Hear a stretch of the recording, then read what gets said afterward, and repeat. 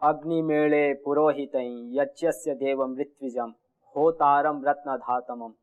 नमस्ते, मैं स्वामी विप्रदेव और आप देख रहे हैं वैदिक चैनल पर विशेष कार्यक्रम यज्ञ विज्ञान। और इस यज्ञ विज्ञान की चर्चा के लिए संकल्पित हमारे साथ उपस्थित पूज्य स्वामी यज्ञदेव जी। नमस्ते स्वामी जी। प्रतिदिन की भांति पुनः हम इनसे प्रश्नों के माध्यम से अपना जो प्रश्न है उनका उत्तर जानेंगे। मुझे वह बात याद आती है जब मैं स्कूल जाता था पढ़ने के लिए, तो उस रास्ते में मध्य में एक नाला पड़ता था और उस नाले में जैसे बरसात का समय आता था तो पूरा पानी उस रोड में भर जाता था। तो स्कूल जाने के लिए कोई साधन बाएं नहीं मिलता था, परंतु एक साधन था नाव, जिसके माध्यम से मैं बैठकर स्कूल जाता था, जिसके माध्यम से मैं पार होकर स्कूल जाता था और फिर उसी नाव के माध्यम से वापस अपना घर आता था। तो वैसे ही हम भी इस बाह्य वातावरण में कहीं ना कहीं ऐसे नौका में बैठे हुए हैं जिसमें कहीं ना कहीं छेद है, छिद्र है, या फिर जिस नौका में हम बैठे वो हमारे उस मंजिल तक नहीं ले जाएंगे। तो क्यों ना हम पहले ही सजग होकर कि जिससे कि हम जो हमारी मंजिल है, जो हमारा लक्ष्य है, उस नौका में बैठकर हम जाएं तो अवश्य ही अपने नौका में, तो अवश्य ही अपने लक्ष्य में हम पहुंचेंगे। तो ऐसे ही यदि कोई लक्ष्य में पहुंचने के लिए कोई साधन है तो वह है योग, यज्ञ, आयुर्वेद। क्योंकि इसी के माध्यम से हम जो आधि है, व्याधि है और साथ में जितने भी बाह्य विषय आसक्ति है उन सब से रहित होकर जो अपना जीवन में हम आनंद चाहते हैं, जो अपने जीवन में हम शांति चाहते हैं, तो उन शांति तक पहुंचने के लिए, उन शांति को प्राप्त करने के लिए एक ही मात्र ये साधन है। तो उस नौका रूपी, यज्ञ रूपी जो नौका है, उस नौका में हम कैसे बैठे और कैसे अपने मंजिल जो सुख शांति है वहां तक पहुंचे, तो आइए हम पूज्य स्वामी जी से जानते हैं। स्वामी जी को नमस्ते जी। स्वामी जी, आपने सही बताया। जो यज्ञ है उसको एक नौका के रूप में हमारे वेद ने भी देखा है जी। और यज्ञ रूपी साधन को हम यदि अपने जीवन में अपनाते हैं, अपने जीवन में उसको एक साधना पद्धति के रूप में उसका अनुष्ठान करते हैं, तो निश्चित रूप से वो धीरे धीरे धीरे हमारे जीवन को इतना उत्कर्ष से युक्त कर देता है कि हम जिन चाहनाओं से, जिन मांग के कारण हम सारे कर्मों को करते हैं, हमारी मूल मांग है शांति, नित्य सुख। कोई भी काम हम अपने दिनचर्या में, अपने जीवन में हम देख सकते हैं, कोई भी हम कार्य में प्रवृत्त होते हैं तो उस कार्य में प्रवृत्त होने से पहले हम सोचते हैं कि उसमें मेरा क्या लाभ है, और उसको सोचने के बाद, विचारने के बाद व्यक्ति उसमें प्रवृत्त होता है और परिणाम में उनको कई बार सुख मिलता है और कई बार दुख भी मिलता है। लेकिन जो भी हम कार्य कर रहे हैं उन कार्यों में विशेष रूप से हम इन बातों को सोचते हैं पहले कि हमें सुख मिलेगा, शांति मिलेगा, हमारा हित होगा, हमारा लाभ होगा, और उसके बाद हम प्रवृत्त होते रहते हैं। तो जो हम यहाँ पे चर्चा कर रहे हैं यज्ञ की, यज्ञ को भी हमारे शास्त्रों ने एक नौका के रूप में देखा है। और विशेष रूप से जो हमारी वैदिक प्रणाली रही है, आज जिसको हम भगवान कह करके पुकारते हैं, भगवान श्री राम, भगवान श्री कृष्ण से लेकर के जो भी हमारे महापुरुष हुए, जो हमारे ऋषि महर्षि पतंजलि, गौतम, कणा, जैमिनी से लेकर के जो आज पर्यंत जितने भी ऋषि हुए, उन ऋषियों के जीवन में भी हम देखें तो सब लोग इन परंपराओं से जुड़े रहे हैं। और खास करके जो विद्या अध्ययन का जो काल होता है, उस काल में विशेष रूप से वो यज्ञ के साथ जुड़े हुए देखने को मिलते हैं। और शास्त्र वचनों में भी इस प्रकार की बातें मिलती हैं, और जो अलग अलग विधान है, परंपराएं हैं, उसमें भी इस चीज को देखने को मिलता है कि ब्रह्मचर्य अवस्था में जब आता है, जनेऊ धारण हम करते हैं, उपनयन संस्कार हमारा होता है, वहां से लेकर के हमारा यज्ञ का अनुष्ठान शुरू हो जाता है। और वानप्रस्थ आश्रम तक ये निरंतर चलता है। और संन्यास आश्रम में भी इसका कोई मना नहीं, लेकिन वो व्यक्ति के, जैसे हमने पूर्व में चर्चा की थी, उसके अनुसार उसके लिए विकल्प है। उसको अनुकूलताएं हैं तो करे, अनुकूलताएं नहीं है तो ना भी करे।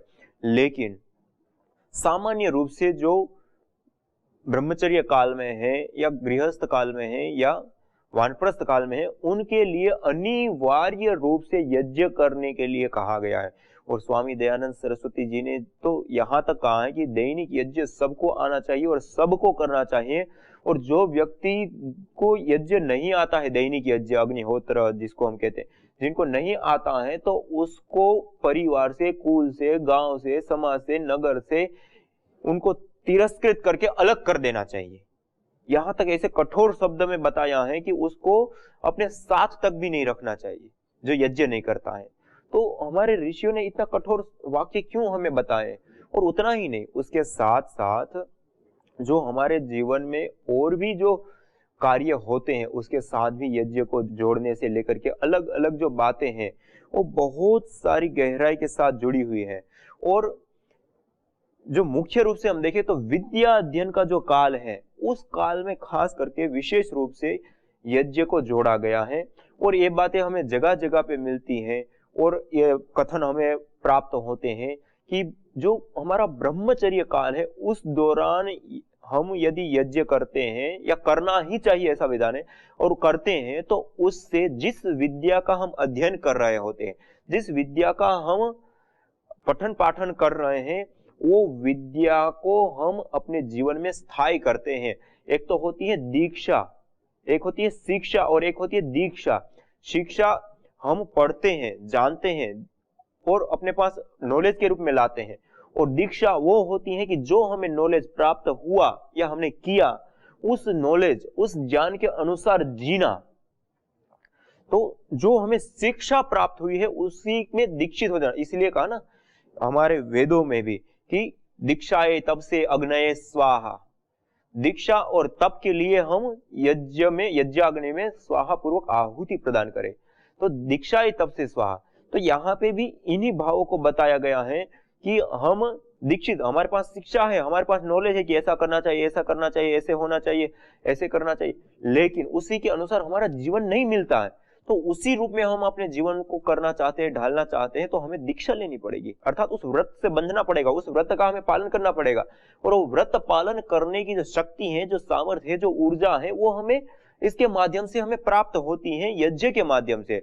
इसलिए स्वामी दयानंद सरस्वती जी ने भी यजुर्वेद में, जैसे आपके सामने ही मैं इस बात को रखता हूं, स्वामी दयानंद सरस्वती जी ने यजुर्वेद में चतुर्थ अध्याय का 7वें मंत्र में बताया गया है और उसके भावार्थ के रूप में बताए हैं कि यज्ञ के अनुष्ठान के बिना उत्साह, बुद्धि, सत्यवाणी, धर्माचरण की रीति, तप, धर्म का अनुष्ठान और विद्या की पुष्टि का संभव नहीं होता, और इसके बिना कोई भी मनुष्य परमेश्वर की आराधना करने को समर्थ नहीं हो सकता।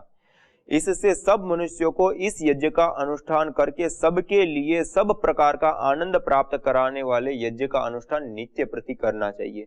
अब देखिए यहाँ पे सारी बातें, मतलब यज्ञ के अनुष्ठान के बिना ना तो उत्साह आ सकता है, ना बुद्धि, ना सत्य आचरण या धर्म के अनुसार आचरण या धर्म के आचरण की रीति, तप, धर्म का अनुष्ठान और विद्या की पुष्टि का संभव नहीं बिना यज्ञ के।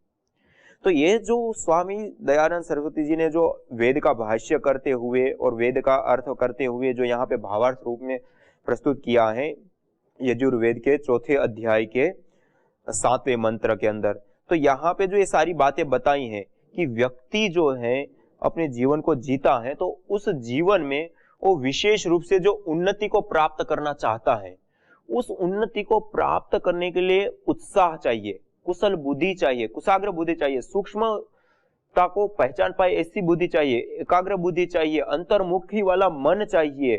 धर्म का आचरण करने के लिए, जैसे मैं कई बार इस बात को बताता रहता हूं कि हमारे मन में 3 गुण होते हैं, सत्वगुण, रजोगुण और तमोगुण।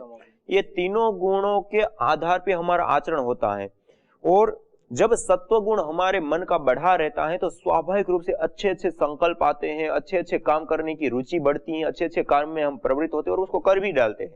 लेकिन जब वह गुण बदल गया, अर्थात रजोगुण या तमोगुण हावी हो गया और सत्वगुण दबा हुआ है, तो उस समय हमने पहले बेशक अच्छे अच्छे निर्णय कर रखे, संकल्प कर रखे, फिर भी जब रजोगुण बढ़ा हुआ है उस समय हमारा वो आचरण में नहीं आएगा। उस समय जो रजोगुण वाले जो संकल्प है वही हमारे आचरण में आएगा और उसी के अनुसार हम जिए और परिणाम में हम दुख प्राप्त करते हैं। इसलिए जो ये सत्वगुण, रजोगुण, तमोगुण का जो हमारे मन में निरंतर ये चक्र चलता रहता है, उस चक्र को शांत करके हम सत्व प्रधान हमेशा बने रहें, वो बहुत ही आवश्यक होता है। और जब हम सत्व प्रधान रहते तो स्वाभाविक रूप से ही हम जैसा जैसा अच्छा जो निर्णय हमने प्राप्त किए हैं या लिए हैं, उसी के अनुसार जो हमने अच्छी विद्या प्राप्त की, उसी के अनुसार जो हमारा आचरण होना होता है वो अपने आप होने लगता है। इसीलिए श्रीमद् भगवद गीता में और सांख्य दर्शन आदि सब जगह पे ऊर्ध्वम गच्छन्ति सत्वस्था मध्य तिष्ठन्ति राजसा वाली जो बातें बताई हैं कि जो व्यक्ति अपने मन को, अपनी बुद्धि को, अपने शरीर को, अपने अस्तित्व को सात्विकता में रखता है वो ऊपर की ओर उठता है, ज्ञान को प्राप्त करता है, विद्या को प्राप्त करता है, बल को, पराक्रम को प्राप्त करता है और अंततोगत्वा शांति को प्राप्त करते हुए मोक्ष तक को प्राप्त कर लेता है सत्व प्रधान व्यक्ति। तो सत्व हमारा बढ़ा हुआ होगा तो सब चीजें हम सही कर पाएंगे। तो जब हम यज्ञ के साथ जुड़ते हैं तो यज्ञ एक हमारे लिए इतना सशक्त शस्त्र के रूप में कार्य करता है, हमारे मन को सात्विकता में निरंतर नित्य प्रति स्थित करने का। और जब हमारा मन सत्व में स्थित हो गया तो जो उत्तम विद्या हमने प्राप्त की है, जो सात्विक विद्या हमने प्राप्त की है, उसी के अनुसार हमारे संकल्प और उसी के अनुसार हमारे आचरण होने लगेंगे और उसी रूप में हम जीते। जो मैं कई बार आपको के सामने इस बात को रखूं कि जो हम जानते हैं उसी के अनुसार हम जीना चाहते हैं, लेकिन उसमें जानने में और जीने में बहुत हमें अंतर अपने जीवन में देखने को मिलता है। लेकिन हम जब यज्ञ के साथ जुड़ जाते हैं और यज्ञ का अनुष्ठान करते हैं तो जानने और जीने के बीच का जो अंतर है उस अंतर को समाप्त कर देता है। ऐसी शक्ति है, ऐसी सामर्थ्य है। और यज्ञ तो एक पारस मणि है। इस पारस मणि को अपनाने से ये जैसे पारस मणि कहते हैं ना, किसी लोहे को भी छुआ दे तो लोहे को भी सोना बना देता है। इस प्रकार की जो हमारे सामने कथाएं या इस प्रकार की जो बातें हम सुनते हैं, अर्थात ये जो पारस मणि रूप जो यज्ञ है, उस यज्ञ के साथ जब हम जुड़ते हैं, यज्ञ अपने आप में ही परम सात्विक है। उसको मानुषी कर्म नहीं, यज्ञ को करना तो देवीय कर्म कहा गया है। तो हम भी जब यज्ञ करते तो स्वयं देवता बन जाते हैं, दिव्य गुणों से युक्त हो जाता है। हमारा तन, मन, चित्त, चरित्र, वाणी, व्यवहार से लेकर के सब कुछ देवीय गुणों से, उत्तम गुणों से, श्रेष्ठ गुणों से युक्त हो जाता है। और उसी के अनुसार जब हमारा आचरण और ये सारी चीजें होने लगती तो हम स्वयं देवता तुल्य बन जाते हैं। तो इसीलिए जो है ना, ये यज्ञ को एक पारस मणि के रूप में कहा। और सामान्य से सामान्य व्यक्ति जब अपने जीवन में यज्ञ को अपनाता है तो धीरे धीरे धीरे उसका शरीर, उसका मन, उसका चित्त, उसके पूरे संस्कार और सारी चीजों में परिशोधन होने लगता है, सत्व गुण प्रदान होने लगता है। और जैसे जैसे सत्व का आधान होने लगता है, सत्व बढ़ने लगता है, वैसे वैसे वो व्यक्ति उन्नति को प्राप्त करता हुआ अपने जीवन में जो चरम उत्कर्ष है उसको प्राप्त कर लेता है। जैसे यहाँ पे स्वामी दयानंद सरस्वती जी ने जो बताया कि परमात्मा की उपासना तक भी बिना यज्ञ के संभव नहीं है। जो अग्निहोत्र जिसको हम कहते हैं, जिसकी अग्नि की उपासना कर करके किया जाता है, जो जप यज्ञ आदि सारी जो बातें कही जाती है वो यज्ञ तो है ही है। जीवन यज्ञ की जो बातें कही जाती है, हमारा जीवन यज्ञमय होना चाहिए, वो तो बात है ही है। लेकिन हमारा जीवन यज्ञमय कब होगा? हम जब सामान्य धरातल पे जी रहे हैं, वहां से हमें अपने जीवन को यज्ञीय बनाना है, त्यागमय, बलिदानमय। जो भी अपने पास है वो सबके लिए कार्य में आए। हमारा इतना उच्च विचार हो, उच्च कोटि का नॉलेज हो, ज्ञान हो, उच्च कोटि का हमारा चेतना का स्तर हो, ये सारी चीजें कैसे संपन्न होगी? ऐसे ही तो नहीं हुए। उसका एक क्रम है, उस क्रम में हमें यज्ञ रूपी नौका को अपनाना ही पड़ेगा। हम यज्ञ रूपी नौका के साथ जब हम जुड़ते हैं तो वह नौका एक ऐसी नौका है कि धीरे धीरे अपने तन, मन, बुद्धि से लेकर के सब जगह पे सात्विकता का संचार करती है। और उस सात्विकता के परिणाम स्वरूप धीरे धीरे धीरे धीरे हम जैसी जो उत्तम विद्याएं हैं, जो सात्विक विद्याएं हैं, उसी के अनुसार हमारे संकल्प, उसी के अनुसार हमारी चेष्टाएं, उसी के अनुसार हमारा आचरण और उसके परिणाम भी उसी प्रकार के होंगे। और अंततोगत्वा हम धर्म, अर्थ, काम और मोक्ष की जो सिद्धि होती है उसको भी हम प्राप्त कर लेते हैं। अर्थात हमारे जीवन का जो पुरुषार्थ चतुष्टय है उसको हम सिद्ध कर लेते हैं। ऐसी शक्ति, ऐसी ऊर्जा, ऐसी सामर्थ्य हमें प्राप्त होती है यज्ञ के माध्यम से। इसलिए हमारे शास्त्रों ने, हमारे वेदों ने यज्ञ को नौका के रूप में देखा है। स्वामी जी, आज के समय में गलत खान पान, विहार, विचार, गलत दृष्टि और उसके साथ साथ आज संस्कार में भी आ गए हैं। तो इसको यदि एक शब्द में कहा जाए, जैसे आप अभी बोल रहे थे 3 प्रकार के गुण बताए, सात्विक, राजसिक, तामसिक, तो आज हर जगह तामसिक प्रवृत्ति पैदा हो गई है। तो क्या यज्ञ संस्कारों को भी बदलने का काम करता है? जी जी स्वामी जी, ये आपने बहुत ही विशेष प्रश्न पूछा। ये निश्चित रूप से ये कार्य होता है और हमने भी कई जगह पे ये महसूस किया है कि जब हम लोगों के बीच में ये बातें रखते हैं कि यज्ञ करना चाहिए, उससे सात्विक ऊर्जाएं बढ़ती हैं और इसी प्रकार की सारी बातें होती हैं, तो लोग अपने घर में अपनाते हैं, तो फिर वो खुद अनुभव करते हैं। और फिर जो उन लोगों ने अपने अनुभव शेयर किए वो मैं आपके सामने रखना चाहूँगा। दिल्ली में ही एक परिवार रहता है, जो वरिष्ठ व्यक्ति हैं परिवार का, जो वो अपनी पत्नी को प्रतिदिन, मतलब जब वो बाहर अपनी ड्यूटी पे जाते हैं या बाजार में जाते हैं, तो शराब आदि पीना, अय्याशी करना या जो भी गलत काम किए जाते हैं, ऐसा कार्य में वो संलग्न रहता था। और वो जब अपने घर पे आता था तो अपनी बीबी को पीटना, गाली गलौज करना और ऐसे ऐसे आचरण था।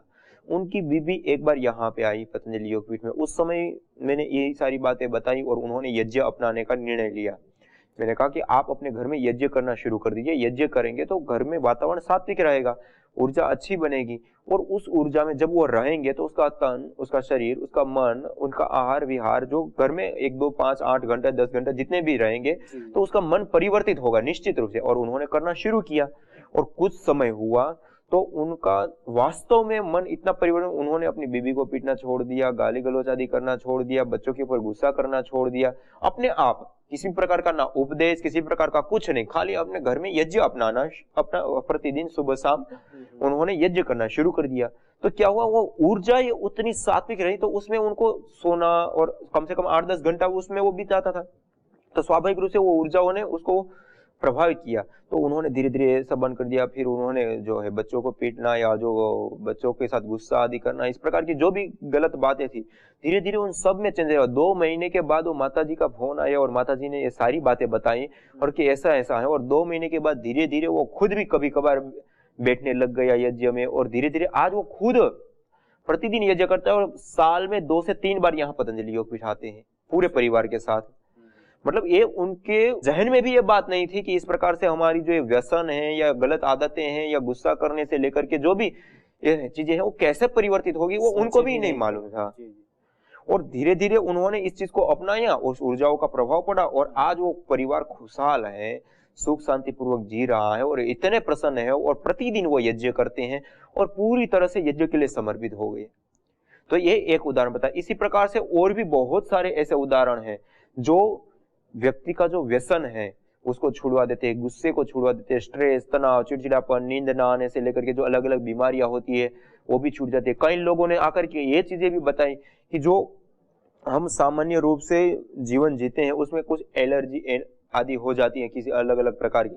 तो जब उन्होंने यज्ञ अपनाना शुरू किया, अपने जीवन में यज्ञ करने लगे प्रतिदिन घर में, तो उनको खुद को ही पता नहीं लगा कि कब वो एलर्जी की जो प्रॉब्लम थी वो समाप्त हो गई, मतलब भूल गए। तो इस प्रकार की 1-2 बातें नहीं, मतलब सैकड़ों ऐसी चीजें हैं जो इसके साथ जुड़ी हुई है और इस प्रकार से हमें लाभ प्रदान करती है। तो हमें यज्ञ जो करना है वो अनिवार्य रूप से अपने घर में हमें अपनाना चाहिए। और कोई भी इस प्रकार की कोई भी समस्या है, उस समस्या से हम मुक्ति पाना चाहते हैं, तो उसके लिए भी यज्ञ एक सर्वोत्तम विद्या है और विधा है। तो इसको हमें अपना करके अपने जीवन में और इस जगत में दिव्यता का, सात्विकता का संचार करने के लिए इसका प्रयोग करना चाहिए। और एक सर्वोत्तम साधन है और इजी है, सरल है और एक विज्ञान है। इसमें कोई ढोंग, आडंबर, पाखंड नहीं, कोई इस प्रकार का ऐसा नहीं कि पूंजारी पंडितों की आवश्यकता पड़ेगी वही कर पाएंगे। दैनिक यज्ञ कोई भी व्यक्ति कर सकता है। आपने खुद एक बार जिनको आता है उनके पास जाकर के सही तरीके से सीखे, वो अपने घर में स्वयं करें और इन सारी बातों का वो ध्यान रखते हुए, जो हम बताते हैं उनका कुछ थोड़ा सा ध्यान रखते हुए वो अपने घर में यज्ञ करें और वो निश्चित रूप से उसके लाभों को उठाएगा। जी, आपने बहुत बड़ी बात कही। जो नशा है उससे भी छुटकारा पाया जा सकता है। तो आज देखते हैं कि आपने जो नशा की बात है तो एक उदाहरण मेरे मन में और आ रहा है कि दिल्ली में जैसे प्रशिक्षण होता है एयरफोर्स के जो लोग होते हैं उनका, तो जो पायलट होते हैं सामान्य रूप से एयरफोर्स के जो पायलट होते हैं, तो उन पायलटों की जो स्थिति होती है उसमें उनको किसी भी प्रकार का व्यसन नहीं होना चाहिए। इस प्रकार का उनका एक कानून बना हुआ है। जिनको इस प्रकार का व्यसन है तो उसको पहले छुड़ाया जाता है और उसके बाद उसकी पूरी ट्रेनिंग देकर के उसको तैयार किया जाता है। तो जो इस प्रकार की ट्रेनिंग वहां पे होती है उसमें एक बार 3 लोग ऐसे आए कि जिनको जो भी ट्रीटमेंट नशा छुड़वाने के लिए दी जाती है वो सारी आधुनिक ट्रीटमेंट देने के बावजूद भी उनका नशा नहीं छूट पाया। और उसके बाद इसके लिए क्या करे वो उनको कोई रास्ता नहीं मिल रहा था। उस समय उसके जो हेड थे उनको किसी ने बताया कि यज्ञ को करने से ऐसी ऊर्जाएं बनती है और उसको लेते हैं तो स्वाभाविक रूप से ये नशा छूट जाता है। तो उनको पहले तो विश्वास नहीं हुआ, फिर इन्होंने कोई कुछ आपस में इस प्रकार की बातें हुई कि चलो इतने सारे प्रयोग कर लेते, ये भी कर लेते, 3 लोग ही तो हैं। तो उन्होंने प्रयोग करना शुरू किया और कुछ महीने प्रतिदिन यज्ञ किया और कोई दूसरी ट्रीटमेंट नहीं ली, वैसे ही उनका नशा छूट गया।